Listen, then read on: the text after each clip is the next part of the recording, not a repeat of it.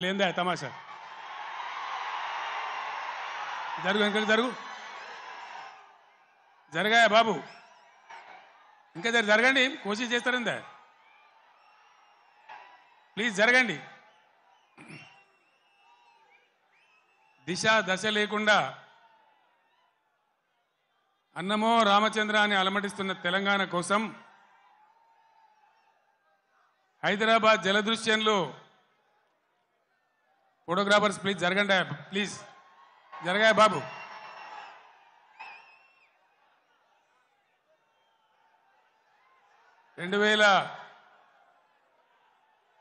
కపిల్ జరుగు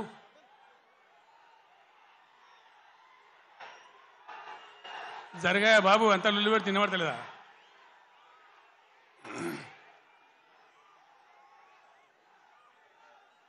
అయితే ఆ రోజు ఎవరికి కూడా విశ్వాసం లేదు తెలంగాణ అనే మాటనే అసెంబ్లీలో మాట్లాడవద్దు అనేటువంటి ఆంక్షలు ఆ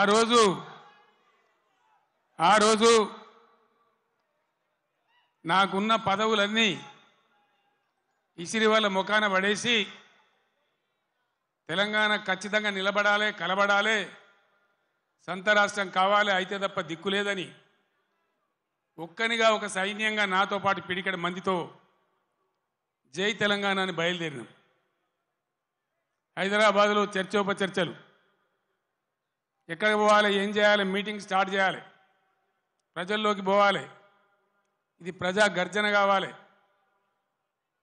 బ్రహ్మాండమైనటువంటి చైతన్యవంతులైన ప్రజలున్న జిల్లా కరీంనగర్ జిల్లా ఇది పోరాటాల గడ్డ ఇక్కడి నుంచే ప్రారంభించాలని భావించి ఇదే ఎస్ఆర్ఆర్ కళాశాల మైదానంలో ఇదే రాత్రి సమయంలో మే 17వ తేదీ 48 డిగ్రీల ఎండ అయినా కూడా ప్రజల చైతన్యం ఉన్న జిల్లా అని చెప్పి తెలంగాణ ఉద్యమం కోసం ఊపిరిలూదాలని నమ్మి ఇక్కడికి వస్తే ఆనాడు మీరు తెలంగాణ జెండాను ఆకాశమంతా ఎత్తిన గడ్డ ఈ కరీంనగర్ గడ్డ ఎత్తి కార్యాచరణ చెప్పి నేను ఉద్యమం కోసం బయలుదేరిన తర్వాత కథంతా మీకు తెలుసు మీరే కథానాయకులు మీరే నన్ను ముందుకు నడిపిండ్రు కానీ కాంగ్రెస్ పార్టీ ఎటువంటి పార్టీ ఇవెక్కడిదోయా మాతో నువ్వు గెలిచినవు కేసీఆర్ అసలు నీకు లెక్కేంది నీ బిషాదేంది అని మాట్లాడితే ఆనాడున్న కేంద్ర మంత్రి పదవిని ఎంపీని కూడా నేలకేసి కొట్టి రారా నా కొడుక కరీంనగర్ కన్నా నేను మళ్ళీ ఇక్కడికి వచ్చిన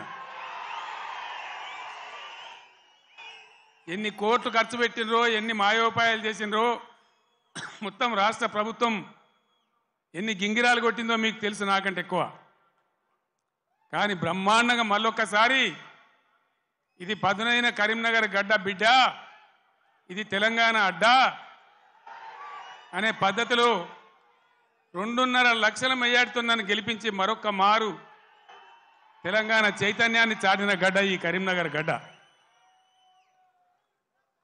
రాజకీయాలలో పరిణామాలు జరుగుతుంటే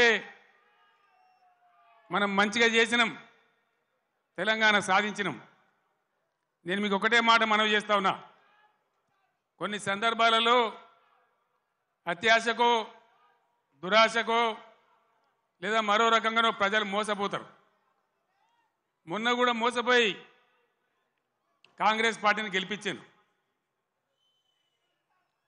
ఈరోజు 3 నెలల లోపలనే 100 రోజుల్లోనే ప్రజలు ఏం జరుగుతుందో మీకు తెలుసు మీరందరు గ్రామాలలో ఉంటారు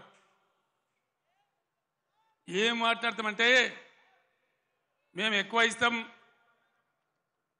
మీకు 6 సందమామలు పెడతాం 7 సూర్యులు పెడతాం అని మాట్లాడింది రైతు బంధు 15,000 వేస్తాం కళ్యాణ లక్ష్మికి తులం బంగారం కల్పిస్తాం ఇవాళ నోటికి మొక్కాలే 420 హామీలు ఇచ్చిండ్రు బయలుదేరిండ్రు ఇవాళ ఏం మాట్లాడుతుండ్రు రైతు బంధు అడిగితే చెప్పుతోను కొడతామంటాడు ఒక మంత్రి నేను చెప్పిన బిడ్డ రైతుల చెప్పులు చాలా బందోబస్తుంటాయి దబ్బన వాళ్ళు అదే పనికెత్తుకుంటే ఏమవుతుంది మీ గతి అని కూడా నేను చెప్పిన. బందోబస్తు ఉండే ఆ రైతుల చెప్పులు. మంత్రిగా ఉన్న వ్యక్తి రైతు బంధు అడిగితే చెప్పుతోని కొట్టుకుంటాడు. ఇంకెవడో సన్నాసిగాడు కూడా అంటాడు. అంటే ఏందన్నట్టు? ఇప్పుడు ఇన్న ముఖ్యమంత్రి ఆయనను 6 గ్యారెంటీలు ఇవ్వయా, కరెంట్ ఎందుకు మాయమైందా, నీళ్ళు ఎందుకు మాయమవుతున్నాయని అడిగితే ఆయన నేను పండబెట్టి తొక్కుతా, పేగులు మెడలేసుకుంటా, పెండ ముఖానికి రాసుకుంటా, చీరుతా సంపుతా, మానవ బాంబునైతా, మట్టి బాంబునైతా అని మాట్లాడతాడు. ఇంత అసహనమా? ఒక ముఖ్యమంత్రి మాట్లాడవలసిన భాషనా ఇది? పద్ధత? తెలంగాణ రాష్ట్రానికి సమాజానికి ఇది ఒక గౌరవమా? దయచేసి ప్రజలు ఆలోచించాలని చెప్పి నేను కోరుతా ఉన్నా. ఈ కరీంనగర్ గడ్డ నుంచి యావత్తు తెలంగాణ ప్రజానీకానికి నేను పిలిపిస్తా ఉన్నా. తెలంగాణ ముఖ్యమంత్రి అంటే తెలంగాణ మాట్లాడే మాటలు, ఆ ముఖ్యమంత్రి మాట్లాడే మాటలు ఎవరన్నా ముఖ్యమంత్రి పదవులు ఉన్న వ్యక్తి మేము మానవ బాంబులం అయితే మనం మాట్లాడొచ్చునా? మాకు మాట్లాడరాదా? తిట్టానంటే తిట్టు తక్కువన్నాయా? ఇవాళ గీయాలకు మొదలు పెడితే రేపు గీయాల దాకా తిట్టచ్చు. నేను మాట్లాడినా, తెలంగాణ ఉద్యమంలో మాట్లాడినా, తెలంగాణ వ్యతిరేకించిన వాళ్ళను దద్దమ్మలు అన్నా, సన్నాసులు అన్నా, సమైక్యవాదం సమగ్రాభివృద్ధి అంటే సన్నాసులారా ఏది రాని మాట్లాడినా. కానీ ఈ విధంగా 10 ఏళ్ళ ముఖ్యమంత్రికి ఉన్నప్పుడు నా నోటి నుంచి ఒక్క రోజన్నా ఒక సందర్భంలోన్నా ఇటువంటి దురుసు మాటలు మీరు విన్నరా? దయచేసి ఆలోచన చేయాలని నేను చెప్పేది చాలా సీరియస్ మాట. ఎందుకంటే తెలంగాణ రాష్ట్రం తెచ్చుకున్నాం, 10 ఏళ్ళు బ్రహ్మాండమైన పాలన చేసినాం. మీ అందరికీ తెలుసు, తెలంగాణ వచ్చినాడు కొత్త కుండల ఈగదు వచ్చినట్టు. దిక్కు దిశ లేదు, బడ్జెట్ ఏందో తెలియదు, కరెంటు లేదు, కాలిపోయే మోటార్లు, పేలిపోయే ట్రాన్స్ఫార్మర్లు, మంచినీళ్ళకు అన్నమో రామచంద్ర, రాష్ట్ర వ్యాప్తంగా చేనేత కార్మికుల ఆకలి చావులు, రైతుల ఆత్మహత్యలు, అప్పుల బాధ భరించలేక ఒక భయంకరమైన పరిస్థితులలో ఈ రాష్ట్ర ప్రజలు నన్ను ముఖ్యమంత్రి చేసిన మీరందరూ కలిసి. నేనేమన్నా అన్నానా? ఆంధ్ర వాళ్ళు మోసం చేసిపోయినారు, డబ్బులు లేవు, ఖజానా ఖాళీ అని నా నోట్ల నుంచి ఎప్పుడన్నా మీరు విన్నరా? లంకె బిందెల కోసం వచ్చినామని అన్ననా? ఎవడన్నా ముఖ్యమంత్రి లంకె బిందెలని మాట్లాడచ్చునా? నీకు ఏ పరిస్థితి దొరికిందో ఆ పరిస్థితి మీద ముందటికి ఒక మార్గం వేసుకొని ఎట్లా దాన్ని చక్కగా చేయాలో చేయాలి. మొన్నటిదాకా బీఆర్ఎస్ ప్రభుత్వం ఉన్నది, 10 ఏళ్ళు పనిచేసినాం. ఎస్, ప్రజలు మీకు ఇచ్చిండ్రు, మాకు అభ్యంతరం లేదు, మాకంత ఈర్ష్య కూడా లేదు. నువ్వు మాకన్నా కుడిచేయి పని చేయి, మాకన్నా మంచిగా పని చేయి, మంచి పేరు తెచ్చుకో, మేము పోటీ పడేటట్టు చూసుకో, మాతో పోటీ పడేటట్టు చూసుకో. కానీ ఈ సీరితము, పండబెట్టి తొక్కుతాము, రైతు బంధు అడితే చెప్తోని కొడతాము. ఒక్క మాట దయచేసి మీరు ఆలోచన చేయాలి. నేను అహోరాత్రాలు కష్టపడి నా రాష్ట్రం భారతదేశానికి తలమానికం కావాలి, ఇక్కడ కరెంటు బాధ పోవాలి. నాకు 2 విషయాలు అయితే నాకు అర్థమైతలేవు. చాలామందిని అడిగిన నేను ఇదేం కథరాబాయ్ అని. మంచినీళ్ళు భగీరథ ప్రయత్నం చేసి 2-3 నెలలు రాత్రి నిద్ర లేకుండా రాత్రి 3 గంటల వరకు కూడా పనిచేసి ఒక అద్భుతమైన పథకం రూపకల్పన చేసి మంచి సోర్సుల దగ్గర పెట్టి నేను ఒక ఛాలెంజ్ చేసిన అసెంబ్లీలో మీకు జ్ఞాపకం చేస్తా ఉన్నా. ఈ 5 ఏళ్ల లోపు 14 నుంచి 19 వరకు ఈ టర్మ్ లోపల భగీరథ నీళ్లు తెచ్చి ఇంటింటికి నల్లా పెట్టి నీళ్లు ఇయ్యకపోతే మేము మళ్ళీ అసెంబ్లీ నిలవడం, ఓట్లు అడగా అని చెప్పి నేను శపథం చేసిన శాసనసభలో. అదే పద్ధతిలో తెచ్చి ప్రతి ఇంటికి ఆదిలాబాద్ గోండుగూడెంలో, నల్లగొండ లంబాడి తండాలో అందరికి కూడా వచ్చే విధంగా ప్రతి ఇంటికి నల్లా ఇచ్చి బ్రహ్మాండంగా మంచినీటి సరఫరా చేసినాం. ఇప్పుడున్న ప్రభుత్వానికి ఆ పథకం నడిపే తెలివి లేదా అని నేను అడుగుతా ఉన్నా. ఎందుకు ఇలా మిషన్ భగీరథల సమస్యలు వస్తూ ఉన్నాయి? అదేవిధంగా రెండవది కరెంటు. మీ అందరికి తెలుసు నేను ముఖ్యమంత్రి అయినాడు కరెంట్ ఎట్లా ఉండే. ఏడాది అర్థం లోపల దాన్ని బాగా చేసి రెప్పపాటు సెకండ్ పార్ట్ కరెంటు పోకుండా రాష్ట్రంలో అన్ని వర్గాలకు కరెంట్ ఇచ్చినాం. పోచారం శ్రీనివాసరెడ్డి గారు నా పక్కనే ఉన్నారు. ఆనాడు వ్యవసాయ శాఖ మంత్రిగా ఉండిరి. ఆయనకు నేను లక్ష్మీపుత్రుడు అని పేరు పెట్టుకున్నా. ఆయన కాలంలోనే 24 గంటలు రైతులకు ఫ్రీ కరెంట్ వచ్చింది. రైతు బంధు వచ్చింది. కరెంటు కరోనా వచ్చి కాటేస్తే కూడా నేను వేరే ఏవో ఆపినా కానీ రైతు బంధు ఆపలే. వ్యవసాయం జరగాలి, గ్రామాలు నిలబడాలి, రైతాంగం నిలబడాలని కరోనా వచ్చి బాధ పెట్టినా, ఖజానాల డబ్బులు లేకున్నా, అప్పో సప్పో చేసైనా సరే రైతు బంధు ఆపలే. ఇలాగా రైతు బంధు ఏ శాతం అయితే లేదా? కేసీఆర్ జర్ర ఇటు ముఖం మలగంగానే కట్క బంద్ చేసినట్టు కరెంటు బంద్ అవుతుందా? మేము చేసిన దాన్ని 9 ఏళ్ళు ఇచ్చిన దాన్ని ఈ చవడ దద్దమ్మలకు ఇయ్యస్తలేదా? దయచేసి ప్రజలు ఆలోచించాలి. ఇలా మళ్ళీ మీరు కాంగ్రెస్కే ఓటేసినారు అనుకో, ఏమంటారు? మేము రైతు బంధు ఇవ్వకున్నా, కరెంట్ ఇవ్వకున్నా, మోటార్లు గాలబెట్టినా, నీళ్లు సరిగా తెచ్చి రైతుల పొలాలు ఎండబెట్టినా మళ్ళీ మాకే గుద్దిను, మాకే ఓటేసినారు అంటారు.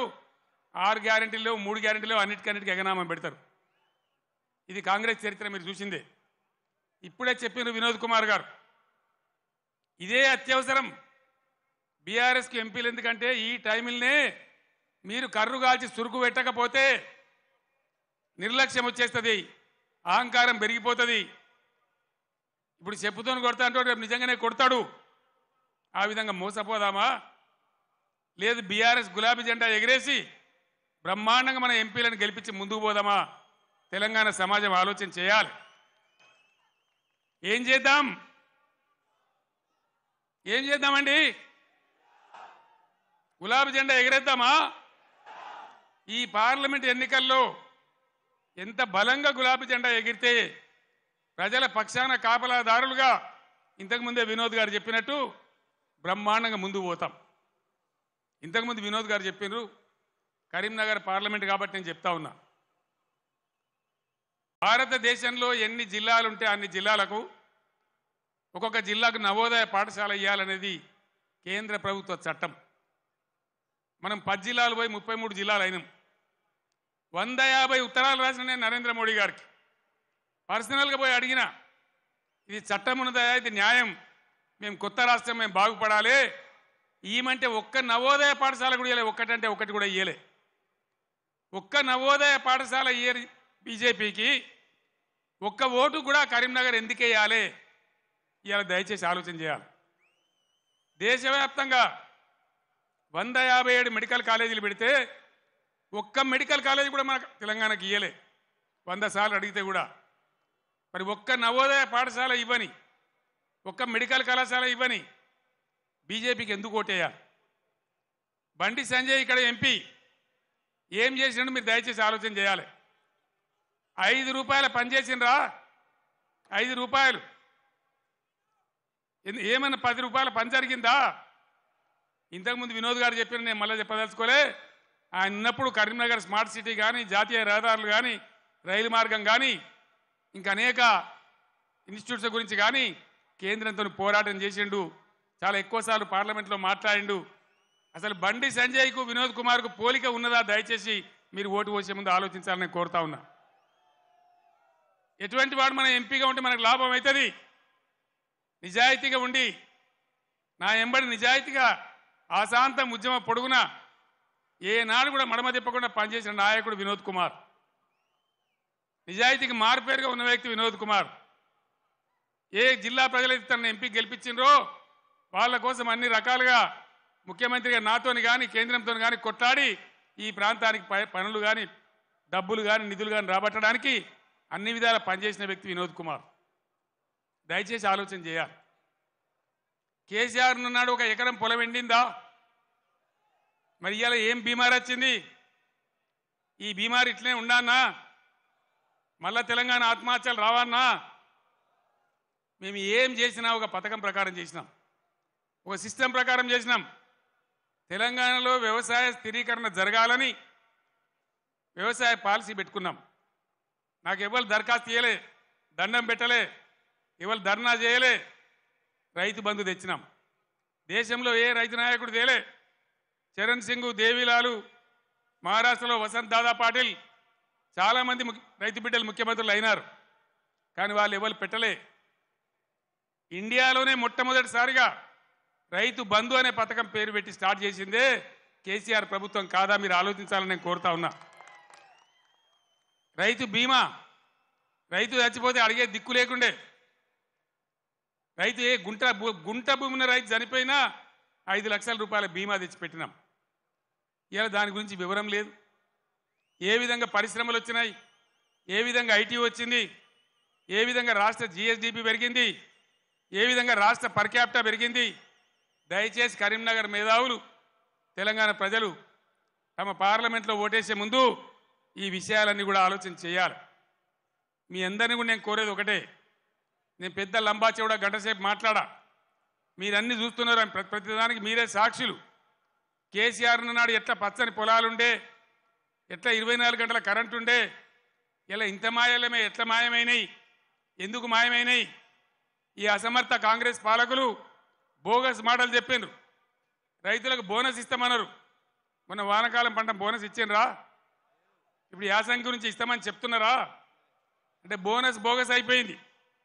ఈ విధంగా అనేక విషయాలలో పదవికి ఇప్పుడే వచ్చినాం కదా, ఇప్పుడే అబద్ధం ఎట్లా ఆడితే ఎట్లా అనే ఇది కూడా లేకుండా అడ్డగోలుగా మాట్లాడుకుంటూ, నానా బూతులు మాట్లాడుకుంటూ, ఒకటే రకంగా కేసీఆర్ మీద ఏడ్చుకుంటూ వాళ్ళు పనిచేస్తూ ఉన్నారు. మీరు చూస్తూ ఉన్నారు. కాళేశ్వరం ప్రాజెక్ట్, దానిలో మేడిగడ్డ బ్యారేజు 100 కాంపోనెంట్లలో అదొక చిన్న కాంపోనెంట్. దాంట్లో కొంచెం ఇసుక జారి 2 పిల్లర్లు కుంగినాయి. అదేందో ప్రళయం బద్దలైనట్టు, దేశమే కొట్టుకపోయినట్టు. నేను 2-3 రోజుల తర్వాత టీవీలో కూర్చుంటున్నా, ప్రతి ఇంటికి చేరుకొని చెప్తా కాళేశ్వరం సంగతి ఏందో, ఎందుకు కట్టినామో. కాళేశ్వరం పుణ్యమే కదా, ఎంత బ్రహ్మాండంగా ఈ జిల్లాలో నీళ్ళు వచ్చినాయి. ఏ విధంగా మిడ్ మానేరు ఎల్ఎండి నిండి ఉంటుండే, ఏ విధంగా చెరువులు చెక్ డ్యాములు మత్తళ్ళు దుంకుతుండే. చాలా దుఃఖం కలుగుతూ ఉంది మనసుకు. నా కండ్ల ముందే ఇంత తొందరలోనే ఈ కరెంటు మాయం కావడం, రైతులు కళ్ళలో నీళ్లు పెట్టుకోవడం, సోషల్ మీడియాలో చూస్తూ ఉంటే అనేక చోట్ల రైతులు పొలాలు కాలబెడతా ఉన్నారు, గొర్రెలను మేపుతా ఉన్నారు, గొడ్లను మేపుతా ఉన్నారు. వాళ్ళు అట్లా నాశనం అవుతుంటే కూడా నేను పేగులు మెడలేసుకుంటా, పండవేటి తొక్త డైలాగులే తప్ప, రైతు సోదరులారా భయపడకండి. ఒకనాడు ఇదే ఎస్ఆర్ఎస్పీకి నీళ్ళు తక్కువ పడితే సింగూరు డ్యాంలో ఉంటే అక్కడి నుంచి తెచ్చి వరంగల్ దాకా ఇచ్చి కూడా పంటలు కాపాడిన సిఆర్ గారు నా పక్కనే ఉన్నారు. ప్రభుత్వం అంటే అట్లా ఉండాలి, దమ్ము ఉండాలి, ధైర్యం ఉండాలి, రైతాంగాన్ని కాపాడాలనే ప్రేమ ఉండాలి. ఆ ప్రేమ ఉంటే, ఆ సోయి ఉంటే ఇవాళ ఈ పరిస్థితి రాకపోవు. ఇంతసేపు కేసీఆర్ని మన బదనాం చేయొచ్చా, మేడిగడ్డ ఈ గడ్డ చెప్పి మన పనులలో ఒక పన్ను వదలవుతుంది. 32 పనులు రాలగొట్టుకుంటామా? మొత్తమే ఊడగొడతామా? ఏ పన్ను అయితే ఊగుతుందో ఆ పన్ను బాగు చేసుకుంటాం, కానీ మొత్తం పనులు అయితే రాలగొట్టుకోం కదా. ఒక 2 పిల్లర్లు, మొత్తం 300 పిల్లర్లు ఉంటాయి కాళేశ్వరంలో. అలా కలిసే నదుల మీద, ఉపనదుల మీద, మెయిన్ గోదావరి మీద 300 పైచిలకు పిల్లర్లు ఉండేటువంటి కాళేశ్వరం ప్రాజెక్టులో 2 పిల్లర్లు కుంగిపోయినాయని అది భారతదేశమే మునిగిపోతున్నంత బొబ్బ చేసి కేసీఆర్ మీద బదనాం పెట్టాలనే పద్ధతిలో ఇలా చిల్లర రాజకీయం చేస్తూ ఉన్నారు తప్ప, మరి రైతుల మంచినీళ్ళు ఇలా మార్చి 10-12కే ఇట్లా ఉంటే రేపు ఏప్రిల్ మే నెలలో ఏం కావాలి మన గతి? ఏం కాబోతా ఉన్నది? ఏం జరగబోతా ఉంది? అందుకే ఇవాళ మళ్ళీ మీరు తప్పిపోయి, దయచేసి నాయకులు, కార్యకర్తలు మీరందరూ కూడా వినోద్ గారు కోరినట్టు గ్రామాలలో చర్చ పెట్టాలి. ప్రతి బీఆర్ఎస్ కార్యకర్తకు, నాయకులు నేను విజ్ఞప్తి చేస్తా ఉన్నా, ఏ విషయం చూసినా కూడా వీళ్ళ వైఖరి సరి అయిన పద్ధతిలో లేదు. ఇప్పుడు వచ్చిన ప్రభుత్వం ఒక అంకుశంలాగా బీఆర్ఎస్ ఉండాలి. బీఆర్ఎస్ బలం తెలంగాణ బలం. ఎందుకంటే బీఆర్ఎస్ తెలంగాణ దళం, తెలంగాణ గలం. శాసనసభలో కానీ, పార్లమెంట్లో కానీ అన్ని విధాల ఇటు రాష్ట్రాన్ని, కేంద్రాన్ని ఒప్పించి మెడలు వంచి బ్రహ్మాండంగా పని జరిగాయనంటే బీఆర్ఎస్ ఉండాలి. నేను మా ఎమ్మెల్యేలు వస్తే నేను చెప్పిన, వాళ్ళు గెలిచిండ్రా, 3 నెలల దాకా వాళ్ళని పనిచేయనండి, 4 నెలల దాకా వాళ్ళ వ్యవహారం ఏదో చూద్దాం, మన మీద వాళ్ళకి అధికారం వచ్చిందని ఈర్ష్యపడ్డట్టు అక్కస్తో ఉండొద్దు, మనం వదిలిపెడదాం వాళ్ళను, 4 నెలల తర్వాత కార్యాచరణ మొదలు పెడదామని అన్నాం. ఒక్కటంటే ఒక్క మాట మీద ఖాయం ఉండద్దా? ఉరుకుర్రి 2 లక్షలు రుణం తెచ్చుకోండి, 9 తారీఖు నాడు నేను మాఫీ, డిసెంబర్ 9 నాడే. అందుకే ఈరోజు బీఆర్ఎస్ ఎమ్మెల్యేలు ప్రశ్నిస్తూ ఉన్నారు, బీఆర్ఎస్ నాయకులు ప్రశ్నిస్తూ ఉన్నారు. మీ అందరు నేను కోరేది ఒకటే, తెలంగాణ బలంగా ఉండాలంటే బీఆర్ఎస్ బలంగా ఉండాలి, ప్రశ్నించేవాడు ఉండాలి. తెలంగాణ సోయి ఉన్నవాడు, తెలంగాణ ఉద్యమం తెచ్చిన వాళ్ళు, పేగులు దిగేదాకా కొట్లాడినోళ్ళు, సావు అంచు దాకా పోయి సాగు నోట్లో తలకాయ పెట్టినోళ్ళు, వాళ్ళకు ఉంటుంది కడుపు నొప్పి తెలంగాణ గురించి. కాబట్టి నేను తెలంగాణ యావత్తు ప్రజానీకాన్ని కోరుతా ఉన్నా, నా మాటల్ని మీరు దయచేసి ఆలోచన చేయండి. ఈరోజు ప్రభుత్వం నడిపే విధానం చూడండి, మేము ఉన్నప్పుడు ఎంత గౌరవంగా నడిపినామో చూడండి, ఎన్ని రకాల స్కీములు తెచ్చి ప్రజల్ని ఎట్లా కడుపులో పెట్టుకున్నామో చూడండి. ఇలా చేనేత కార్మికులు బతుకమ్మ చీరలను తెచ్చినాం, తమాషకు తేలే, చెక్కిలి గింతల కోసం తేలే. నేను అన్నాడు ఉద్యమంలో నేను ప్రొఫెసర్ జయశంకర్ సిరిసిల్ల నుంచి పోతుంటే మధ్యరాత్రి పూట గోదల మీద కారు లైట్లు కనబడతా ఉన్నాయి, ఆత్మహత్యలు చేసుకోవద్దు, సాగు సమస్యలకు పరిష్కారం కాదు అని. అవి చూసి మేము కళ్ళలో నీళ్ళు పెట్టుకొని ఏడ్చినాం. 60 ఏళ్ళ స్వతంత్రంలో ఇలా సావుల గురించి ఆత్మహత్యల గురించి మాట్లాడుతున్నామంటే సిగ్గుపడాలి. తెలంగాణ వస్తే తప్ప బతకమని సిరిసిల్లలో ఒకటే రోజు 11 మంది చేనేత కార్మికులు చచ్చిపోతే పార్టీ నుంచి నేను 50 లక్షల రూపాయలు తెచ్చి మీ దండం పెడతామని ఒక ఏడాది దాకా చావకుండ్రి, తెలంగాణ వచ్చేదాకా బతకండి, మేము మిమ్మల్ని బతికించుకుంటామని చెప్పినామన్నాడు. దాన్ని దృష్టిలో పెట్టుకొని విద్యార్థులు వేసుకునే యూనిఫామ్లు కావచ్చు, పేద వర్గాల మహిళల కోసం పండగకు కొనుక్కొని వాళ్ళ కోసం బతుకమ్మ చీరలు కావచ్చు, పథకం తెచ్చి వాళ్ళకి ఇచ్చినాం. చేనేత మిత్రులు లాంటి ఎన్నో కార్యక్రమాలు పెట్టినాం. మీరు చూస్తూ ఉన్నారు, గత 7-8 సంవత్సరాల నుంచి చేనేత కార్మికుల ఆత్మహత్యలు ఆగిపోయినాయి. పవర్ లూమ్స్ వాళ్ళని ఎంకరేజ్ చేసినాం, వాళ్ళని కాపాడే ప్రయత్నం చేసినాం. ఏం చేసినా ప్రజలను దృష్టిలో పెట్టుకొని, పేద వర్గాలను దృష్టిలో పెట్టుకొని, రైతులను పెట్టుకొని చేసినాం. నేను వ్యవసాయ స్థిరీకరణ అని ఒక మాటలో చెప్పిన, దేశంలో ఎవరు కూడా పిలువనటువంటి మాట రైతు బంధు అని పేరు పెట్టి రైతు బంధు తెచ్చినాం. 24 గంటలు ఫ్రీ కరెంట్ ఇచ్చినాం. రైతు పండించిన ప్రతి గింజను కనీస మద్దతు ధరకు కొని నేరుగా వాళ్ళ బ్యాంకులోకి డబ్బులు పంపినాం. ఈ సదుపాయం వల్ల తెలంగాణ రైతాంగానికి గుండె ధైర్యం వచ్చింది.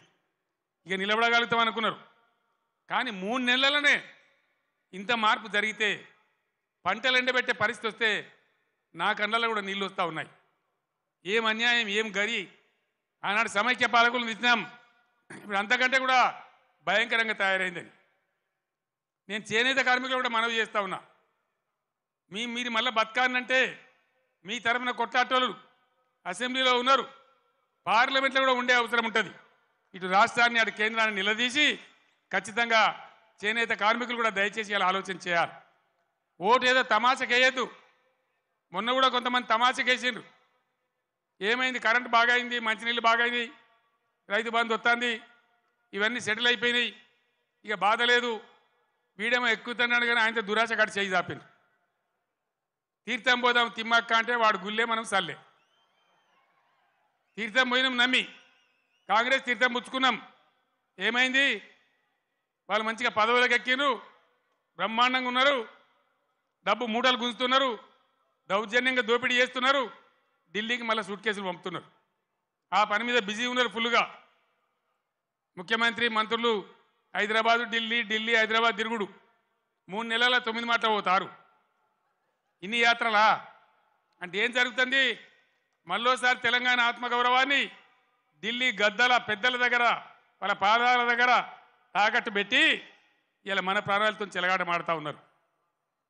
ఇది ఇట్లే కొనసాగన్నా, ఈ విధంగానే ఉండన్నా, లేక ప్రజల పక్షాన బలంగా గలం వినిపించి పోరాడేటువంటి నాయకులు ఇలా పార్లమెంట్ కోవన్నా దయచేసి ఆలోచన చేయాలి.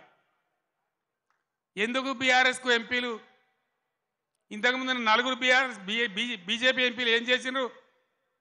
ఏకైనా పైసలు తెచ్చిండ్రా? ఏమైనా లాభం చేసిండ్రా రాష్ట్రానికి? దయచేసి ఆలోచన చేయాలా. వట్టిగానే అలవోకగా తమాషగా ఓట్లు వేయద్దు. భయంకరంగా ఇలా దేశం అన్ని విధాలు నష్టపోతా ఉంది. ఈ దేశంలో అవసరానికి మించిన బొగ్గు నిల్వలున్నాయి. 360 బిలియన్ టన్నుల బొగ్గున్నది. 70,000 టీఎంసీల నీళ్లు నదులలో ప్రవహిస్తున్నాయి. 40 కోట్ల ఎకరాల సాగు భూమికి సరిపడే నీళ్లు బ్రహ్మాండంగా ఉన్నాయి. కేంద్రంలో కూడా సమర్థమైన ప్రభుత్వం ఉంటే బ్రహ్మాండంగా దేశం కరెంటు కొరత లేకుండా యావత్తు దేశమే ఉండే పరిస్థితి ఉంటుంది. మొన్న నన్ను మీరు ఇక్కడ ఆగబట్టింది, బ్రేక్ కొట్టింది, కానీ మొన్న నేను ఇక్కడ గెలిచి ఉంటే ఈ పాటికి సగం దేశంలో అగ్గి పెట్టేవాడిని, శిక్షించేవాడిని, మొత్తం దేశాన్ని చైతన్యం చేసేవాడిని. చిన్న దెబ్బ తగిలింది, పర్వాలేదు, ఓర్చుకుందాం, తట్టుకుందాం. మనం ఉద్యమాలు చేసిన వాళ్ళం, ఓకే ఉన్నోళ్ళం, పేగుల దగ్గర కొట్లాడే శక్తి ఉన్నోళ్ళం, ధైర్యం ఉన్నోళ్ళం, ధైర్యంగా ముందుకు పోవాలి.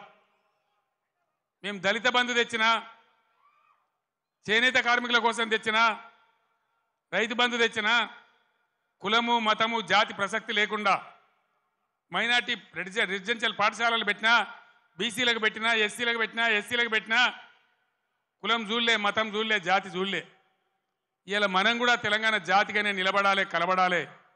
దయచేసి నేను మీ అందరినీ ప్రార్థించేది, నేను లంబా చౌడ ఉపన్యాసం చెప్పడానికి రాలే.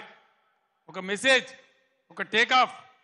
ఇది లక్ష్మీ గడ్డ కాబట్టి, ఇదే గడ్డ నుంచి తెలంగాణ సాధించినాం కాబట్టి నేను మీకు అందరికి ఒకసారి నమస్కరించి ఈ అప్పీల్ తెలంగాణకు చేసి బ్రహ్మాండంగా చేయాలని చెప్పి నేను ప్రయత్నం చేస్తూ ఉన్నాం. కాంగ్రెస్ గవర్నమెంట్లో మీరెవరు భయపడే అవసరం లేదు, నేను చెప్తా ఉన్నా. పోలీస్ సోదరులారా, మీకు మనవి చేస్తా ఉన్నా, మీరు అనవసరంగా గ్రామాలలో చిచ్చులు పెట్టి సోషల్ మీడియా పోస్టులు పెట్టిన వాళ్ళని కూడా బెదిరిస్తూ ఉన్నారు. ఇది మంచిది కాదు. మీరు చూడండి, ప్రజల స్పందన చూడండి. నేను అడుగుతా ఉన్నా, మీకు పోలీసులకు రాజకీయాలు ఎందుకండి? ఏమెక్కడనే మీకు రాజకీయాలు? ఇలా ఎవరికి అధికారం శాశ్వతం? మేము 10 ఏళ్ళు ఉన్నాం ప్రభుత్వంలో, మా మీద కూడా కొన్ని కుక్కలు మొరిగినా కానీ ఏమని పాపాన పడిపోతాడన్నాం, కానీ మేము ఈ దౌర్జన్యాలు చేయలే. మేము ఉన్ననాడు కనుక పోలీసులు ఇయ్యాల చేసే దౌర్జన్యాలు పోలీసుతో చేయిస్తే ఈ కాంగ్రెస్ వాడు ఒక్కడు మిగులునా అసలు ఈ రాష్ట్రంలో? మేము అటుపోలే, ఆ దారి పట్టలే. మేము ప్రజల సంక్షేమం కోసం పనిచేసినాం, 24 గంటల కరెంటు కోసం పనిచేసినాం, పేద ప్రజల ఆకలి తీర్చాలని పనిచేసినాం, ముసలి మురిగ వాళ్లకు 2,000 రూపాయల పెన్షన్ ఇచ్చి ఆదుకున్నాం. ఎంత చెప్పినామో అంత అమలు చేసి చూపించినాం. ఒకటో అరనో తప్పితే అన్నిటికన్నీ అమలు చేసినాం. 1,70,000 మంది విద్యార్థులకు ఉద్యోగాలు కల్పించినాం. అన్నీ కూడా చేసినాం. సరే, జరిగింది ఏదో జరిగింది.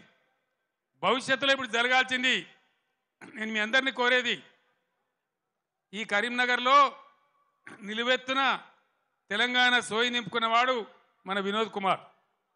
క్లీన్ క్యారెక్టర్ అన్న వ్యక్తి మన వినోద్ కుమార్. ఈయనకు బండి సంజయ్కి పోలిక లేదు, పొంతన లేదు, నక్కకు నాగలోకి అనుకున్న తేడా ఉంది. ఈ విషయాలు గమనించి ఎవరు ఉంటే బాగుంటుంది అనేది మీరు నిర్ణయించి దయచేసి వినోద్ కుమార్ గారిని గెలిపించాలి అని నేను కోరుతా ఉన్నా. ఎవరైనా ఈరోజు కాంగ్రెస్ వాడు కానీ బీజేపీ వాడు కానీ గుండెల నిండా జై తెలంగాణ అంటాడా? ఎవరనాలి? మళ్ళా ఇదే గులాబీ జెండా, ఇదే వినోద్ కుమార్ ఉపన్యాసం మొదలుపెట్టేటప్పుడు ముగించేటప్పుడు 2 సార్లు గుండె పగిలిపోయేలాగా జై తెలంగాణ అన్నాడు. నేను కూడా మీ అందరినీ కోరుతున్నా, ఆనాడు 17 నాడు 2001 మే 17 ఎట్లయితే సింహగర్జన చేసినామో అదేవిధంగా ఇలా మత సామరస్యంతో కులం మతం జాతి లేకుండా అందరం కలిసి ముందుకు పోవాలి, అందరం గొప్పగా బతకాలి. ఇవాళనే రంజాన్ ప్రారంభమైంది. తెలంగాణ వ్యాప్తంగా ఉన్న ముస్లిం సోదరులందరికీ ఈ కరీంనగర్ వేదిక నుంచి నేను రంజాన్ శుభాకాంక్షలు తెలియజేస్తా ఉన్నా, రంజాన్ ముబారక్ కూడా తెలియజేస్తా ఉన్నా. అందరం కలిసి తెలంగాణ జాతి యావత్తు ఏకతాటిపై నిలిచి కుల మతాలకు అతీతంగా అందరం బాగుపడే కోసం మళ్ళా ఈ గులాబీ జెండా ఉంటేనే తెలంగాణకు రక్ష. కాబట్టి ఈ పార్లమెంట్ ఎన్నికల్లో అన్ని స్థానాలలో కూడా మనం ముందుకు దూసుకొని పోవాలి. కార్యకర్తలకు నాయకులకు నా మనవి, పవర్ బ్రోకర్ గాళ్ళు ఎప్పుడు ఉంటారు, కొన్ని బేవార్స్ ఛానళ్ళు ఎప్పుడు ఉంటాయి. బీఆర్ఎస్ పుట్టినాడే అన్నారు, ఇది మకల పుట్టింది పుబ్బల పోతుందని. పుబ్బల పోలే మీ ఈపులే పలిగినాయి బిడ్డ. ఎక్కడి దాకా మిమ్మల్ని ధర్మమ్మ మీకు తెలుసు. తెలంగాణ ఉన్ననాడు ఉండేదాకా బీఆర్ఎస్ భూమి ఆకాశం ఉన్నన్ని రోజులు ఈ గులాబీ జెండా ఉంటుంది. ఇది ఖాయమని చెప్పి నేను మనవి చేస్తా ఉన్నా. అక్కడనో ఇక్కడనో కూడా తలమాంచ కూడా ఒకడో ఇద్దరో పోతే కొన్ని బేవార్స్ ఛానళ్ళు ఇక బీఆర్ఎస్ కథమైపోయిందని మాట్లాడుతూ ఉన్నారు. అట్లా ఇదివరకు కూడా అట్లా అన్నోడు కథమైంది, కానీ గులాబీ జెండా ఇప్పుడు కథం కాలే బిడ్డ. యాది పట్టుకోవాలి, జాగ్రత్త. మీ దొంగ ప్రచారాలకు ఇప్పుడు ఇక్కడ భయపడేవాడు లేడు. మన కొద్ది రోజులలోనే ఎంత వైభవంగా బీఆర్ఎస్ వచ్చి మళ్ళీ ఎట్లా తెలంగాణను తీర్చిదిద్దుతుందో మీరే కళ్ళారా చూస్తారు. మళ్ళీ మీరే సలాములు కొట్టుకుంటూ వస్తారు. కాబట్టి మీ బేవార్స్ బ్రోకర్ ప్రచారాలు బంద్ చేయండి. ఎవడో నలుగురు పోతే మనకు పెద్ద పోయేదేం లేదు. ధైర్యంగా ఉన్న కార్యకర్తలు ప్రజాశక్తిని కూడదీసి మనం ముందుకు పోయి అద్భుతంగా మళ్ళా విజయాన్ని సాధిద్దాం. మన రాష్ట్రాన్ని గొప్పగా తీర్చిదిద్దుకుందాం. ఈ పార్లమెంట్ ఎన్నికల్లో కరీంనగర్ నుంచి వినోద్ కుమార్ గారిని గెలిపించాలని కోరుతూనే సెలవు తీసుకుంటామని. జై తెలంగాణ, జై తెలంగాణ.